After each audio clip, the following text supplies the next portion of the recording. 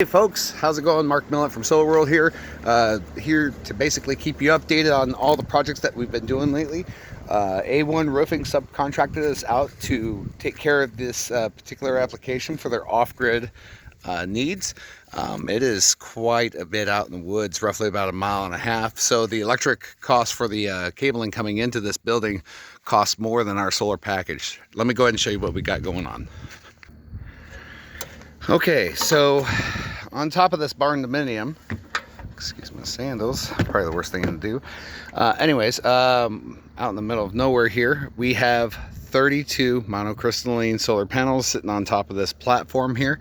They are ran into 4 strings of 8 going into that combiner box, as you can see right there. And I'll show you where that comes in on the building. We are on the second story of the building here. This is a platform in between building 1 and building 2. So the box is hidden here with the flex tube that we used coming into the box here, and that goes straight down. I'll show you where that comes in. So I like this barn dominium. It has this main open door here, and then apartment 1 that has this central AC and vac system, and basically the indoor aspect. This one's going to be rented out for Airbnb storage area for ATVs and stuff like that. I'm going to show you what we got going on. So this is the main central hub here. The DC power supply comes in from upstairs and goes to inverter 1, goes to inverter 2, jumps over, goes to inverter 3, and their inverter 4. On each one of the inverters has a disconnect for solar. As you can tell, this is no power received, just shut off. The settings for the GROWWATT system with auto transformer, what I want to try and do is show you what kind of settings I have here. So we're going to hold this button down. Okay, so number 1, set it for solar. Number 2, I put it at 100 amp charge. If it could take it, believe me, I'll throw it at it, generator or not. This should be set up for generator, but I have it as UPS for this particular application because we do have a GENERAC system sitting outside, and I'll show you how that works in just a second. Disabled. Okay, now the lithium setting, if you have your communication cords all hooked up right, just right, and you come over to any one of the batteries that you have, pick one battery. You have to press all 3 of these down and 1 up. Now you have to change the code from battery to battery, right? So this one can't have the same code. This one's 2 down, 1 up. And then same thing, all down, or all 1 down, 3 up. So anyways, each one has to be in a different configuration. I have this linked over to the next set coming in, and then jumping, and then he does the same thing over and over. So what that allows me to do is read the percentage of the battery effectively, see what kind of information that we're pumping in here. So it's about 4:30 in the afternoon, about 500 watts coming off the array still, and we're using 380 plus, so we're at 96%. The battery's just floating at this point. If anything, it's probably still charging. Let's see where we're at. Oh, yeah, about 3.4 amps. And it's going to be usually across the board, each one. So each one's synced, power output, input, so forth like that. So what we have on the this side over here is the auto transformer for L1, L2. Same thing. So we're making a neutral line coming into the system right here, 30 amps. We're only rated for about 22 to 25 comfortably, right? This transformer makes your L1 and L2 into a neutral coming in. So we have our neutral right here.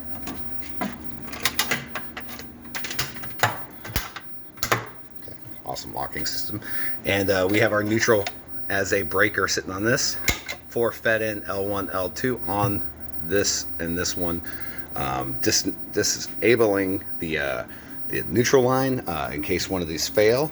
It's not going to fry it, okay? Just protection. So at that point, let me show you how the GENERAC system actually works. We'll go ahead and shut off the power. Now this is programmed. Let you know. I got this programmed. Let me show you real fast because this is an awesome setting. Okay, let me go ahead and, I'm sorry, I'm wasting time here. All right, so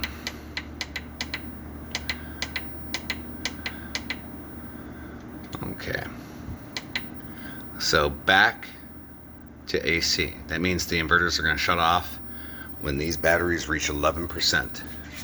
Okay, and then AC back to battery. What that means is that I'm going to go ahead and allow the inverter to turn back on safely at 20%.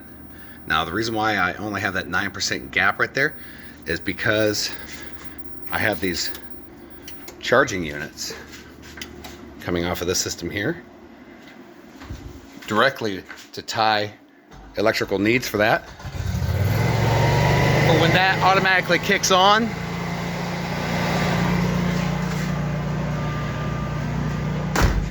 propane, LP gas, turns everything back on. Inverters say, I'm not giving out output power at this point. I am still receiving solar, so the only choice I have to do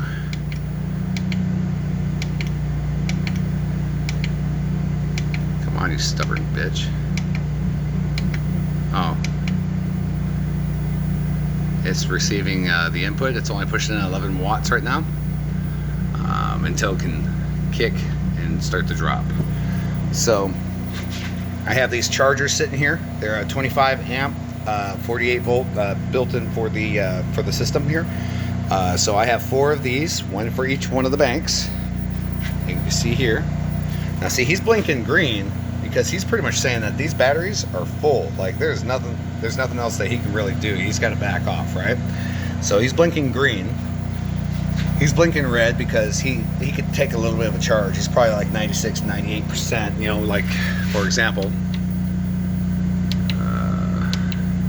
yeah, 97%. So he's not going to take a whole lot, but this one's probably closer to 98, 99. And then I got 2 more stuffed in here, as you can tell.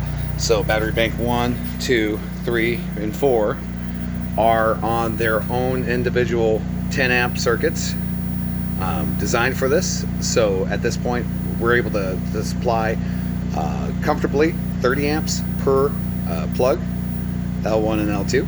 And that's what we're doing basically is separating the line. So L1, L2 has their separations. Anyways, beating down the horse here. So this is what it looks like backed up here. This is running air conditioners, heaters, lights, cameras, action. Go ahead and turn on the inverter. Because right now the generator's on.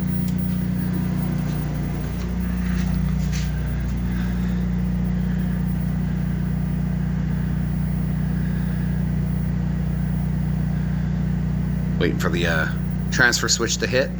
I don't know if you can hear it from in here.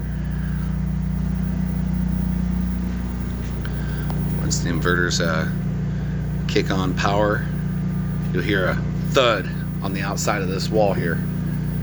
I'll show you that transfer switch in just a second.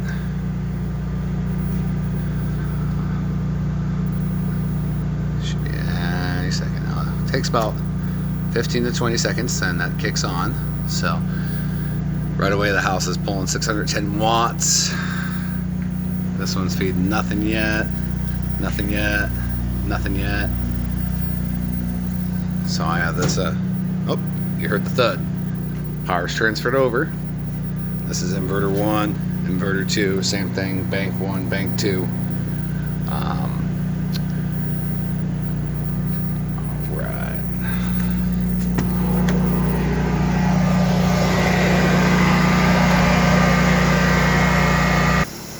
Alright, so the generator just turned off. It is a 22 kW GENERAC system. We've just installed this thing, so we have our communication cord separate from the input cord. I don't want any static charge or anything like that. This is the transfer switch itself. Pretty massive.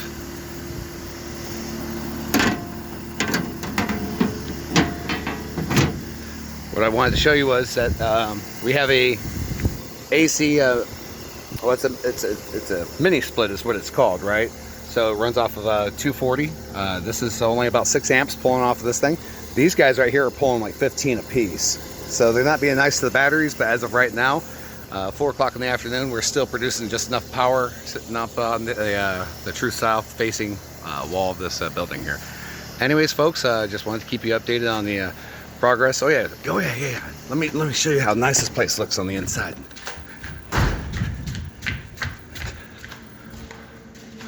I want one. Look at this. Look at this counter. Oh my God. I don't even know what I would do. I don't even cook, but like, I can imagine. Look at this thing. Little counter. My kid could be playing right here. That's freaking awesome. I love the layout. Outside door. You wanna go hunting? Bam! Go get a deer. Little bathroom. Look at this thing.